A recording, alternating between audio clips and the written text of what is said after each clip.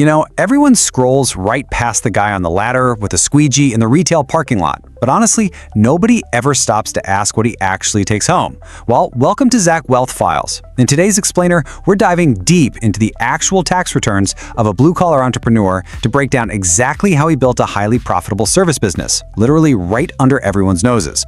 My goal here is to give you the frameworks and the real numbers behind wealth building, with zero hype.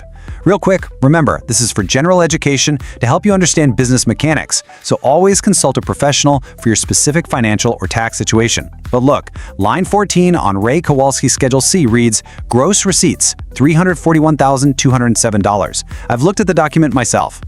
Now, while pulling in over $341,000 in gross revenue is great, that top-line figure, it's really not the whole story. The massive number we actually care about is his net take-home pay, which is $187,400. That's the cash he actually puts in his pocket after all his expenses, insurance, paying one full-time tech and one part-timer. And guys, he achieved this by washing windows. He has no college degree, no fancy office, no LinkedIn profile, and absolutely zero venture capital. He built this route one storefront at a time, entirely from scratch. So, to understand how he got here, we've got to look back at 2014. Ray was 27, just laid off from an HVAC job and down to his last $800.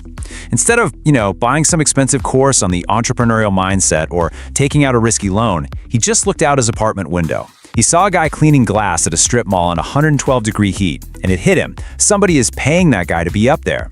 So he went straight to a local hardware store. He picked up a professional squeegee set, a T-bar and scrubber sleeve, an extension pole, a bucket, some microfiber cloths, a scraper, cleaning solution, and an $83 Phoenix business license.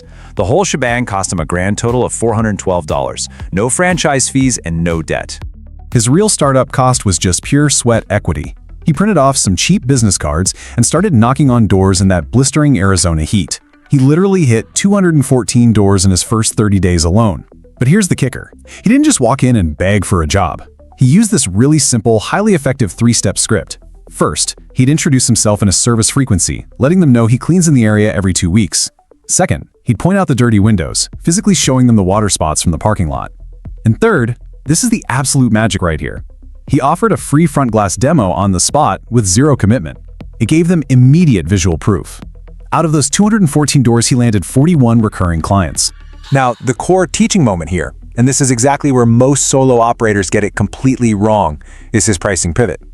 Think about the industry standard for a second. Most charge by the hour, usually around $40 to $75. The fundamental problem with hourly pricing is that it punishes efficiency. Think about it. If you get faster and better at your job, you literally make less money. So by month 4, Ray wisely pivoted to charging by the job. He set a flat rate of $220 per house with a strict $75 minimum trip fee. Because he wasn't padding his time, he could knock out a standard home in 90 minutes. That means his effective rate skyrocketed to $147 an hour. With that minimum trip fee in place, he stopped bleeding money on tiny gigs and essentially doubled his earning power. By locking in commercial clients at flat, recurring rates, Ray's wealth started compounding like a snowball. Now, you might be looking at this success and thinking, well, why doesn't he just scale this up to 10 crews and blanket the entire city? But the math actually proves that staying intentionally small is a massive advantage. At his current 3-person team size, his net margin is a staggering 55% before paying himself. If he were to scale up to a 10-person team, that margin would plummet to around 25%. Why? Because scaling brings heavy management overhead, spiraling workers' comp costs, extra vehicle leases, and the sheer impossibility of personally quality checking 10 different crews. By staying small, he fiercely protects that 55% profit margin, and he actually gets to keep doing the work he enjoys, instead of just babysitting a fleet of stressed-out employees. To keep this strictly honest and practical, we have to talk about the errors that cost Ray some serious cash. Consider this the tuition of business. He learned his first lesson the hard way in year 2. A property manager offered him a huge deal for 5 retail strips. That's 70 storefronts in total. Ray got entirely blinded by the sheer volume and excitedly quoted $38 per storefront, instead of his correctly calculated rate of $49. Because it was a formal written contract, he was locked in. He quickly realized that volume doesn't fix bad pricing, it actually multiplies it. Over 12 months, That single miscalculation locked in a $14,600 loss compared to what he should have made. You absolutely have to know your per unit math and stick to it, no matter how shiny the contract looks. His second costly lesson involved his own team. In year 5, an employee named Greg quietly went behind Ray's back. He offered to clean the houses of 3 long-term residential clients directly, entirely off the books, for 30% less. The employee stole clients worth about $4,200 a year in revenue. But, the real damage was to the trust. This taught Ray a crucial operational lesson. He immediately implemented non-solicitation clauses for all new hires, and more importantly, he began personally calling every single residential client once a quarter, not to upsell them, just to check in. It proves that a strong relationship is your actual business moat.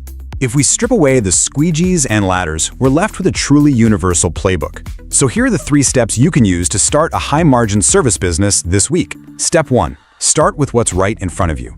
Don't wait around for some perfect, impressive tech startup idea. Find a simple service people in your neighborhood are already paying for. Step 2. Build predictable recurring revenue. Focus all your energy on converting one-time jobs into recurring accounts. Predictable income completely changes your psychology. It lets you plan, it lets you hire, and it lets you sleep at night. And step 3, know your margin and fiercely protect it. Stop optimizing for flashy top-line revenue just to look good on paper. Optimize for your bottom line. Always ask yourself, how much do I actually get to keep? Remember, true wealth building in a service business doesn't require complex engineering, it doesn't require a massive bank loan, and you don't need a genius-level IQ. It requires identifying a demand, executing consistently, and using a pricing structure that respects your time and effort. When you finally disconnect your time from your income and charge based on the value of the completed job, the math completely changes in your favor. Now, I want to hear from you. Drop a comment below with the industry you want me to audit next. What boring blue-collar business have you always wondered about? Is it landscaping, pressure washing, vending machines? Let me know. And hey, make sure to subscribe to Zak Wealth Files for more real numbers and no-hype case studies. Remember, true wealth isn't always built in a boardroom. Sometimes it's built on a ladder. I'll see you in the next explainer.